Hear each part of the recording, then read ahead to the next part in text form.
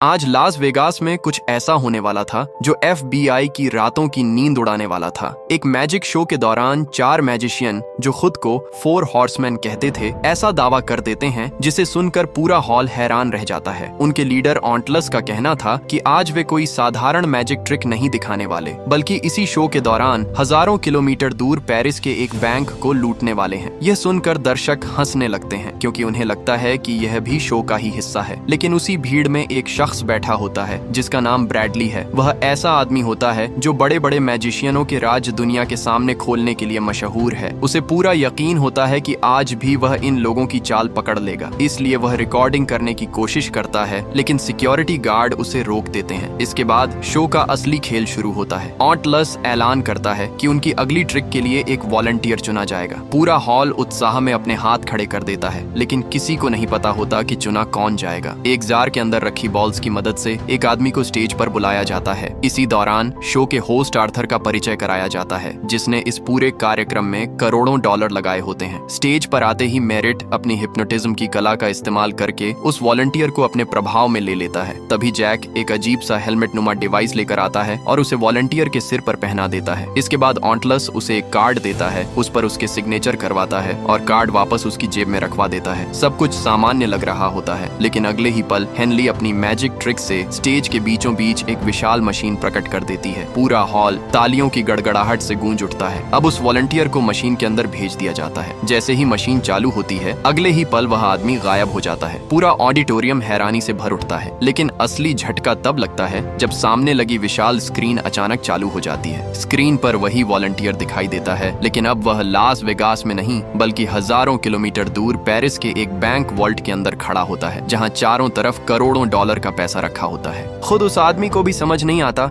कि आखिर वह वहां पहुंचा कैसे। ऑन्टलस उससे बात करता है और उसे निर्देश देता है कि वह अपनी जेब से वही सिग्नेचर वाला कार्ड निकाले और बैंक के अंदर रखे पैसों के ढेर पर रख दे। वॉलंटियर जैसे ही ऐसा करता है, ऑन्टलस उसे उसके हेलमेट पर लगे कुछ बटन दबाने को कहता है और तभी कुछ ऐसा होता है जिस पर किसी को विश्वास नहीं होता। बैंक वॉल्ट के अंदर रखा करोड़ों डॉलर का पैसा अचानक हवा में उड़ने लगता है। अगले ही पल वह पैसा सुरंग से गुजरकर सीधे शो देखने आई भीड़ के ऊपर बरसने लगता है। पूरा हॉल नोटों से भर जाता है। लोग खुशी से चीखने लगते हैं, लेकिन इस रहस्य का सबसे खतरनाक हिस्सा अभी बाकी था, क्योंकि अगले दिन जब पेरिस के उस बैंक का वॉल्ट खोला जाता है तो बैंक अधिकारियों के पैरों तले जमीन खिसक जाती है। वहां रखा सारा पैसा गायब हो चुका होता है। वॉल्ट पूरी तरह खाली था। अगले दिन पेरिस बैंक की करोड़ों डॉलर की चोरी का खुलासा होते ही पूरा मामला सीधे FBI तक पहुंच जाता है। ये कोई साधारण डकैती नहीं थी, इसलिए एजेंट फुलर अपनी पूरी टीम के साथ उन चारों मैजिशियनों को गिरफ्तार करके FBI हेडक्वार्टर ले आता है। इस केस की जिम्मेदारी एजेंट फुलर, एजेंट रोड्स और इंटरपोल एजेंट आल्मा को सौंपी जाती है। जांच की शुरुआत उस वॉलंटियर से होती है जिसे शो के दौरान चुना गया था, लेकिन जब उससे पूछताछ की जाती है तो कुछ ऐसा होता है जिसे देखकर सभी हैरान रह जाते हैं। वह आदमी अभी भी हिप्नोटिज्म के असर में होता है। सवालों के जवाब देने की बजाय वह अचानक टेबल पर चढ़कर वायलिन बजाने लगता है। अब सबकी नजर मेरिट पर जाती है, लेकिन उससे भी कोई ठोस जानकारी नहीं मिलती। इसके बाद एजेंट रोड्स सीधे ऑन्टलस से पूछताछ करता है, लेकिन ऑन्टलस इतनी चालाकी से बात करता है कि रोड्स का गुस्सा बढ़ने लगता है। वह जैसे ही ऑन्टलस की तरफ बढ़ता है, अगले ही पल एक हैरत अंगेज नजारा सामने आता है। रोड्स खुद को हथकड़ियों में जकड़ा हुआ पाता है, जिससे देखकर अल्मा भी दंग रह जाती हैं। तभी एटलस रोड्स का फोन उससे वापस कर देता है, लेकिन FBI के पास कोई ठोस सबूत नहीं होता, इसलिए मजबूर होकर उन्हें छोड़ना पड़ता है। यह बात रोड्स को बिल्कुल पसंद नहीं आती। उसे यकीन था कि ये चारों किसी बड़े खेल का हिस्सा हैं। तभी एजेंट फुलर एक अहम जानकारी लेकर आता है। उसे पता चलता है कि उस शो में ब्रैडली भी मौजूद था, वही आदमी जो दुनिया के सबसे बड़े मैजिशियनों की पोल खोलने के लिए मशहूर है। ये सुराग मिलते ही रोड्स और आल्मा सीधे ब्रैडली के पास पहुंच जाते हैं। वहां उन्हें पता चलता है कि कई साल पहले ब्रैडली ने एक खतरनाक मैजिशियन का राज दुनिया के सामने उजागर कर दिया था, लेकिन उस खुलासे के बाद हुए एक शो में वह मैजिशियन मारा गया। उसी घटना के बाद ब्रैडली ने सार्वजनिक रूप से मैजिक एक्सपोज करना लगभग छोड़ दिया था। हालांकि काफी मनाने के बाद वह इस केस में मदद करने के लिए तैयार हो जाता है। इसके बाद वह दोनों एजेंट्स को सीधे उस थिएटर में लेकर जाता है जहाँ पहला शो हुआ था। वहाँ पहुंचकर ब्रैडली रोड्स को वही हेलमेट पहनाता है और उसे उसी मशीन के अंदर भेज देता है जिसमें वॉलंटियर को भेजा गया था।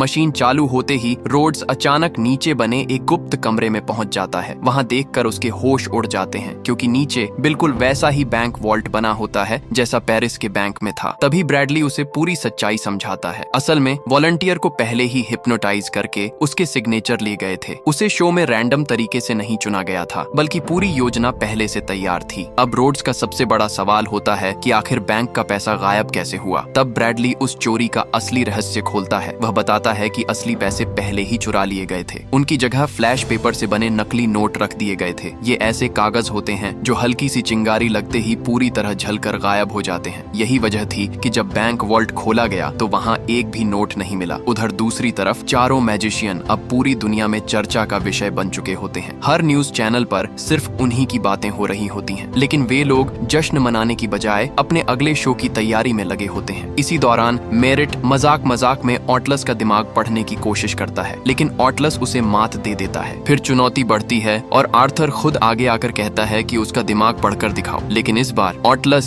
सफल नहीं हो पाता। ये छोटी सी घटना देखने में मामूली लगती है, लेकिन इसके पीछे कोई बड़ा रहस्य छिपा हो। उधर रोड्स और आल्मा को खबर मिलती है कि हॉर्समैन बहुत जल्द अपना अगला शो करने वाले हैं। दोनों तुरंत वहां पहुंच जाते हैं। शो के आसपास हजारों लोगों की भीड़ जमा होती है। रोड्स और आल्मा पास के एक घर में छिपकर उन्हें पकड़ने की योजना बना रहे होते हैं। उसी समय ब्रैडली भी वहां मौजूद होता है। वहीं आर्थर उसे जबरदस्ती एक वीडियो रिकॉर्ड करता है जिसमें प्राचीन मिस्र के एक रहस्यमयी जादूगर की कहानी बताई जाती है। कहा जाता है कि वह जादूगर अमीरों का खजाना चुराकर गरीबों में बांट देता था। वीडियो खत्म होने के बाद आर्थर ब्रैडली को पैसे देकर वहां से जाने के लिए कहता है, लेकिन ब्रैडली जाने से इनकार कर देता है। उसे महसूस हो रहा था कि ये चारों सिर्फ बैंक नहीं लूट रहे, बल्कि किसी बहुत बड़े खेल की तरफ बढ़ रहे हैं और शायद अगला निशाना खुद आर्थर भी हो सकता था। लेकिन आर्थर उसकी बातों को गंभीरता से नहीं लेता। इसी के साथ दूसरा शो शुरू हो जाता है। रोड्स को पूरा भरोसा होता है कि इस बार मैजिशियनों को उसकी मौजूदगी का कोई अंदाजा नहीं होगा, लेकिन जैसे ही ऑटलस मंच पर आता है, वह सबसे पहले हजारों लोगों के सामने एजेंट रोड्स का नाम लेकर उसका परिचय करवा देता है। ये सुनते ही रोड्स के चेहरे का रंग उड़ जाता है। इसके बाद शो अपने सबसे हैरान कर देने वाले हिस्से में पहुंच जाता है। ऑटलस और हेनली कई छोटी छोटी मैजिक ट्रिक्स दिखाते हैं और हैरानी की बात ये होती है कि वे उन ट्रिक्स के पीछे छिपे राज भी लोगों को बताते जाते हैं। ऐसा लग रहा था जैसे वे सिर्फ मनोरंजन नहीं कर रहे, बल्कि लोगों को यह दिखाना चाहते हो कि हर चीज वैसी नहीं होती जैसी दिखाई देती है। फिर मेरिट स्टेज पर ऑडियंस में से 12 लोगों को बुलाता है। वह अपनी हिप्नोटिज्म की ताकत का इस्तेमाल करके उन सभी को अपने प्रभाव में ले लेता है। कुछ देर तक वह उनसे बातें करता है और उनके दिमाग में कुछ निर्देश डाल देता है। इसके बाद वह सभी को वापस उनकी सीटों पर भेज देता है। अब मेरिट पूरी ऑडियंस से पूछता है कि क्या उन्होंने वह काम किया था जो इंटरवल से पहले उन्हें करने के लिए कहा गया था। दरअसल इंटरवल से पहले मेरिट ने सभी दर्शकों से अपने बैंक अकाउंट का बैलेंस एक कागज पर लिखकर एक लिफाफे में बंद करने के लिए कहा था। इसके बाद मेरिट ऑडियंस में बैठी एक महिला को खड़ा करता है और बिना लिफाफा खोले उसका बैंक बैलेंस बिल्कुल सही सही बता देता है। यह देखकर पूरा हॉल हैरान रह जाता है। लोगों को समझ नहीं आता कि आखिर उसे यह जानकारी मिली कैसे, लेकिन यह तो सिर्फ शुरुआत थी। अगले कुछ मिनटों में मेरिट एक एक करके कई लोगों के बैंक बैलेंस बताने लगता है। हर बार उसका जवाब सही निकलता है, लेकिन तभी मेरिट कहता है कि यह बैलेंस अब सही नहीं है। ये सुनकर सभी लोग चौंक जाते हैं। फिर वह उन सभी लोगों को उनके लिफाफे उनके माथे पर रखवा देता है। अब स्टेज पर शो का सबसे महत्वपूर्ण हिस्सा शुरू होने वाला था। मेरिट आर्थर को स्टेज पर बुलाता है। वही आर्थर जिसने हॉर्समैन के शो में करोड़ों डॉलर लगाए थे और जो खुद को सबसे ताकतवर आदमी समझता था। उसी समय एजेंट रोड्स भी भीड़ में मौजूद होकर हर चीज पर नजर रख रहा होता है और किसी गलती का इंतजार कर रहा होता है। तभी स्टेज पर आर्थर के बैंक बैलेंस का एक विशाल चेक लाया जाता है। उस पर 140 मिलियन डॉलर लिखे होते हैं। पूरा हॉल यह रकम देखकर दंग रह जाता है। इसके बाद मेरिट ऑडियंस को अपनी सीटों के नीचे रखी फ्लैशलाइट निकालने के लिए कहता है। हजारों लोग एक साथ अपनी फ्लैशलाइट निकाल लेते हैं। फिर जैक एक विशाल फ्लैशलाइट लेकर आता है और उसे आर्थर के चेक पर चमकाता है और तभी एक ऐसा नजारा देखने को मिलता है जिस पर किसी को विश्वास नहीं होता। धीरे धीरे आर्थर के चेक पर लिखी रकम कम होने लगती है और दूसरी तरफ ऑडियंस के लिफाफों में मौजूद रकम बढ़ने लगती है। ऐसा लग रहा था मानो आर्थर का पैसा सीधे उन लोगों के खातों में ट्रांसफर हो रहा हो। अब चारों हॉर्समैन अपनी पूरे प्लान का खुलासा करते हैं। वे बताते हैं कि इस शो में मौजूद ज्यादातर लोग एक बड़ी त्रासदी के शिकार थे। अमेरिका में आई एक भयंकर आपदा के बाद इन लोगों ने अपनी इंश्योरेंस कंपनी से क्लेम मांगा था, लेकिन उन्हें उनका हक नहीं मिला। और सबसे चौंकाने वाली बात यह थी कि उस इंश्योरेंस कंपनी का मालिक कोई और नहीं बल्कि आर्थर ही था। यानी जिन लोगों ने अपनी जिंदगी की जमा पूंजी खो दी थी उन्हें उनकी मदद नहीं मिली, जबकि आर्थर करोड़ों डॉलर के साथ ऐश की जिंदगी जी रहा था।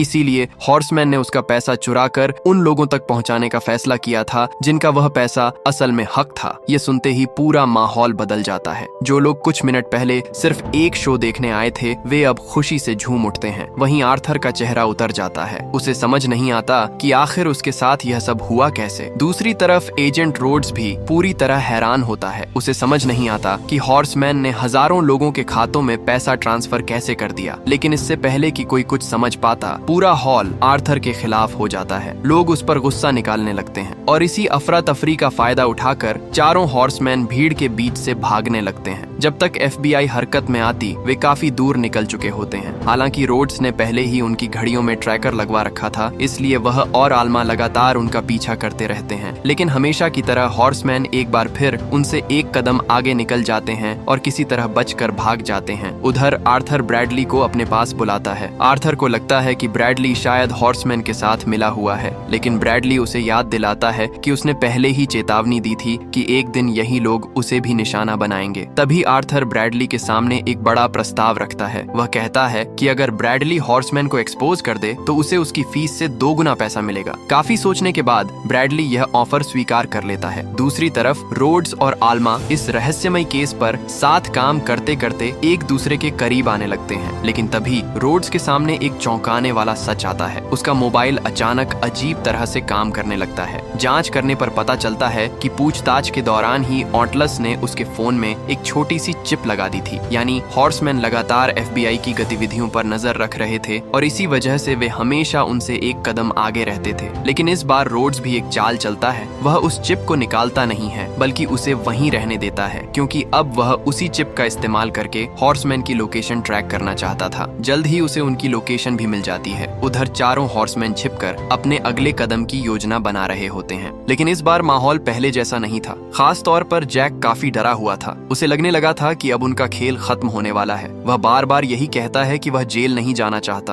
और तभी जिस बात का उन्हें डर था वही हो जाता है। FBI उनकी लोकेशन तक पहुंच जाती है। अब हॉर्समैन चारों तरफ से घिर चुके थे और ऐसा लग रहा था कि पहली बार उनका मैजिक उनका साथ छोड़ने वाला है। उधर ब्रैडली भी वहां पहुंच चुका होता है, क्योंकि उसे पूरा यकीन था कि आज वह आखिरकार हॉर्समैन का राज दुनिया के सामने खोल देगा। लेकिन जैसे ही FBI उस ठिकाने पर पहुंचती है उन्हें पता चलता है कि ऑन्टलस, मेरिट और हेनली पहले ही वहां से निकल चुके हैं। सिर्फ जैक पीछे रह गया था। वह घर के अंदर छिपकर सही मौके का इंतजार कर रहा होता है। जैसे ही उसे मौका मिलता है वह अचानक हमला कर देता है और वहां अफरा तफरी मच जाती है। इसके बाद जैक और रोड्स के बीच जबरदस्त लड़ाई शुरू हो जाती है। दोनों काफी देर तक एक दूसरे से भिड़ते रहते हैं। जैक किसी भी कीमत पर भागना चाहता था, जबकि रोड्स उसे गिरफ्तार करने के लिए पूरी ताकत लगा देता है। किसी तरह जैक वहां से निकलकर एक कार में बैठ जाता है और तेज रफ्तार से भागने लगता है। लेकिन रोड्स और आल्मा उसका पीछा नहीं छोड़ते। सड़कों पर एक खतरनाक चेज शुरू हो जाती है और तभी अचानक जैक की कार का भयानक एक्सीडेंट हो जाता है। कार बुरी तरह पलट जाती है। रोड्स तुरंत उसे बचाने के लिए दौड़ता है। वह कार तक पहुंचने की कोशिश करता है, लेकिन इससे पहले कि वह कुछ कर पाता एक जोरदार धमाका होता है। पूरी कार आग के गोले में बदल जाती है। जैक की वहीं मौत हो जाती है। लेकिन रहस्य यहीं खत्म नहीं होता। कुछ समय बाद रोड्स को ब्रैडली का फोन आता है। ब्रैडली उसे आल्मा के खिलाफ भड़काने लगता है। वह दावा करता है कि आल्मा हॉर्समैन के साथ मिली हुई है और FBI को गुमराह कर रही है। शुरुआत में रोड्स उसकी बातों पर भरोसा नहीं करता, लेकिन धीरे धीरे उसके मन में भी शक पैदा होने लगता है। साथ ही उसे यह बात भी परेशान कर रही थी कि ब्रैडली आखिर उसकी इतनी मदद क्यों कर रहा है। तभी रोड्स को एक और चौंकाने वाली जानकारी मिलती है।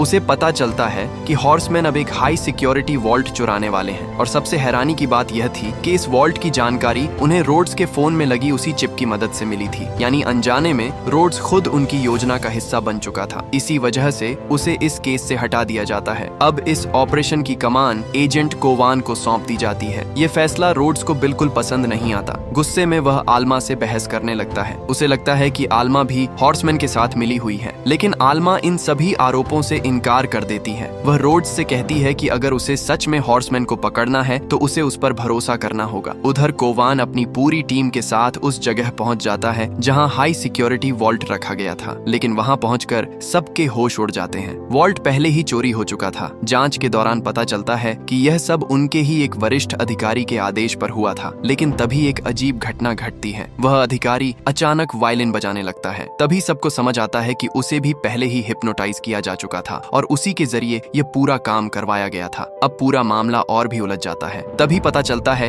कि जिस ट्रक में वॉल्ट ले जाया जा रहा था वह अभी भी यही मौजूद है। रोड्स और फुलर तुरंत उसके पीछे निकल पड़ते हैं। वे ट्रक को रोक लेते हैं और फैसला करते हैं कि उसके अंदर छिपकर हॉर्समैन तक पहुंचा जाए। इसी बीच हॉर्समैन पूरी दुनिया के सामने लाइव आ जाते हैं। वे FBI को खुली चुनौती देते हैं और अपने अगले शो की लोकेशन भी बता देते हैं। ये खबर आग की तरह फैल जाती है। हजारों लोग उस शो को देखने पहुंच जाते हैं। इतनी भीड़ जमा हो जाती है कि लोग आसपास की इमारतों की छतों तक पर चढ़ जाते हैं। उधर ट्रक अपनी आखिरी मंजिल तक पहुंच जाता है। FBI चारों तरफ से उसे घेर लेती है। रोड्स और फुलर ट्रक के अंदर छिपे हुए होते हैं। तभी उन्हें खबर मिलती है कि एक लड़की ट्रक की तरफ बढ़ रही है। जैसे ही ट्रक खोला जाता है पूरी FBI उस लड़की को घेर लेती है। उसी समय ब्रैडली भी वहां पहुंच जाता है। रोड्स उस पर गुस्सा निकालता है क्योंकि उसे लगता है कि ब्रैडली पहले से सब जानता था, लेकिन उसने मदद नहीं की। तभी ब्रैडली एक सलाह देता है। वह कहता है कि वॉल्ट खोल कर देखना चाहिए। जैसे ही वॉल्ट खोला जाता है सबके होश उड़ जाते हैं। अंदर करोड़ों डॉलर नहीं बल्कि सिर्फ रंग बिरंगे गुब्बारे भरे होते हैं। पूरा FBI टीम जम जाती है। उधर दूसरी तरफ शो शुरू हो चुका था। हजारों लोग सांस रोके हॉर्समैन का इंतजार कर रहे थे, लेकिन असली हॉर्समैन वहां मौजूद ही नहीं थे। वे एक दूसरी जगह से प्रोजेक्शन टेक्नोलॉजी की मदद से पूरा शो चला रहे थे। FBI को समझ ही नहीं आ रहा था कि उनका अगला कदम क्या होने वाला है। तभी छत पर ऑन्टलस दिखाई देता है। सभी एजेंट उसकी तरफ दौड़ पड़ते हैं, लेकिन उसी समय आल्मा रोड्स को रोक लेती है। वह कहती है कि बाकी सभी गलत दिशा में जा रहे हैं और उसे खुद पर भरोसा करना चाहिए। उधर ऑटलस, हेनली और मेरिट एक लिफ्ट के जरिए स्टेज तक पहुंचते दिखाई देते हैं। FBI तुरंत उन्हें पकड़ लेती है, लेकिन जब उनके चेहरे से नकाब हटाया जाता है तो पता चलता है कि वे असली हॉर्समैन नहीं बल्कि सिर्फ डमी थे। उधर रोड्स और आल्मा उस जगह पहुंचते हैं जहां से लाइव ब्रॉडकास्ट किया जा रहा था, लेकिन वहां भी कोई नहीं मिलता। फिर उन्हें एहसास होता है कि असली हॉर्समैन अभी भी बिल्डिंग की छत पर हैं। दोनों तेजी से ऊपर की तरफ भागते हैं और तभी ऑटलस अपना आखिरी शो शुरू कर देता है। देखते ही देखते वह मानो टेलीपोर्ट होकर दूसरी जगह पहुंच जाता है। अगले ही पल ऑटलस, हेनली एंड मेरिट तीनों बिल्डिंग से छलांग लगा देते हैं। उन्हें गिरता देखकर पूरी भीड़ चीख उठती है, लेकिन वे रहस्यमयी तरीके से गायब हो जाते हैं और उनकी जगह आसमान में हजारों नोट उड़ने लगते हैं। भीड़ उन नोटों को लूटने के लिए टूट पड़ती है। रोड्स को समझ नहीं आता कि आखिर यह सब हो क्या रहा है। तभी फुलर वहां पहुंचता है और उन नोटों की जांच करता है। फिर एक और चौंकाने वाला सच सामने आता है। वह सारा पैसा नकली था। अब सबसे बड़ा सवाल था, असली पैसा आखिर गया कहां? इसी बीच ब्रैडली अपने घर लौटने लगता है, लेकिन जैसे ही वह अपनी कार का दरवाजा खोलता है उसके पैरों तले जमीन खिसक जाती है, क्योंकि चोरी हुआ सारा असली पैसा उसकी कार के अंदर रखा होता है। FBI तुरंत उसे गिरफ्तार कर लेती है। दूसरी तरफ ऑटलस, हेनली और मेरिट अभी भी आजाद घूम रहे होते हैं। दुनिया उन्हें अपराधी समझ रही थी, लेकिन कोई नहीं जानता था कि इस पूरे खेल का असली मास्टरमाइंड कौन था। और इसी रहस्य के साथ फिल्म का पहला भाग समाप्त हो जाता है। अगर अगला पार्ट देखने हैं तो कमेंट करना मत भूलना।